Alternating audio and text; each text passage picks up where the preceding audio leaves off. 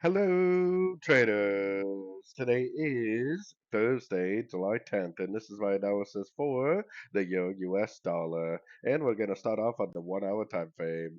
So, the Euro dollar, I've been saying pretty much all week that this is likely an ABC correction, but we do have to keep in mind that the weekly and the monthly is up.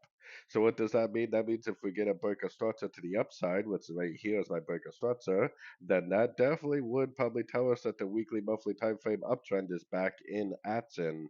So if price goes up and breaks this high, that definitely will turn me into a buyer on pullbacks. If price doesn't and it ends up respecting this fib level, then pushing down, then I'm still looking at this right here as possibly being an ABC correction to the last wave down. So I am definitely still looking for this to possibly make a move to the downside, but the market's the only one that knows best. So if it does break structure up, I'll be more than happy to start looking for longs after the break of structure and after the pullback that would come after the break of structure. So anyways, don't forget to check out my free Discord group, link down here in the corner. Take a look at my website, fxpipcollector.com. And as always, thank you for watching and happy trading.